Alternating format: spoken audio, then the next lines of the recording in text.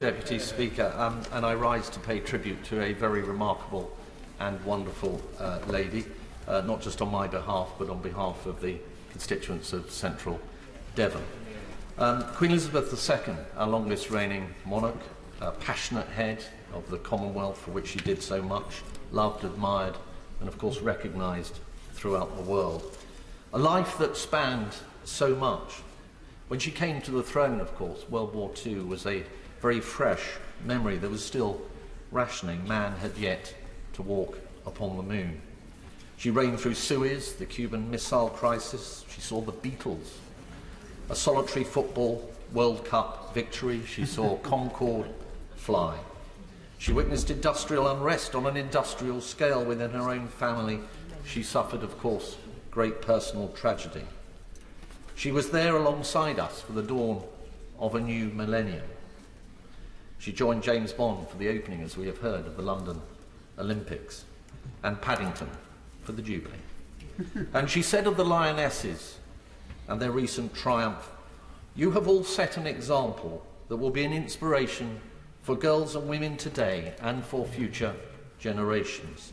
That could equally be said for her. Elizabeth, as we have heard, has always been here. She's always been a part of our lives, a part of our world, and perhaps in essence, that is why she will be so sorely missed.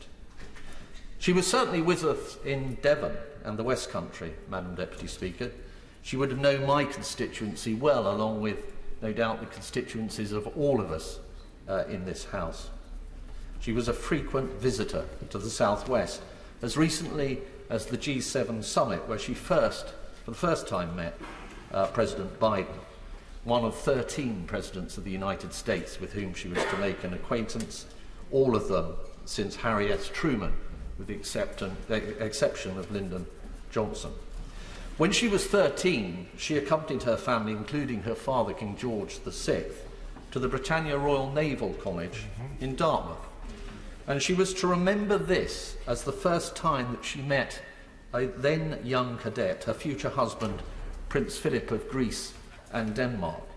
Now that is something, Madam Deputy Speaker, of which Devon can be particularly proud.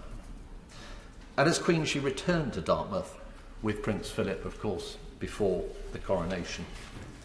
Many of us have shared today our personal reflections of the contact that we have had with Her Majesty. Mine came through being the Comptroller of the Royal Household in our Whip's office, and also briefly as Lord President of the Council. My impression of her in the small number of private meetings that I had with her was that she was sharp, that she was kindly, that she was humorous. She had that twinkle in her eye. And indeed, before I went in to see her for the first time, the equerry turned to me and, to put me at ease, I think, told me a little anecdote about an ambassador that had gone in to see her for the first time. And on approaching her, his phone, to his horror, had sprung into life and started ringing, and he looked panicked. And after he turned it off, she turned to him and said, "Well, perhaps you should have answered it. It might have been somebody important." I thought perhaps that Her Majesty could be a little mischievous on occasion. I didn't know her well enough to be sure of that, but I was certain of the fact that she could be great fun. That was something that shone through when you met her. And wise, of course, based on her huge experience of life and the world. And just as everybody told me, she was somebody who put you at your ease, somebody it was good to be with. She made you feel special. It was the honour of my life, Madam Deputy Speaker, to have spent just that little time with her. Queen Elizabeth, thank you. You gave us all so much. Rest in peace. God save the King.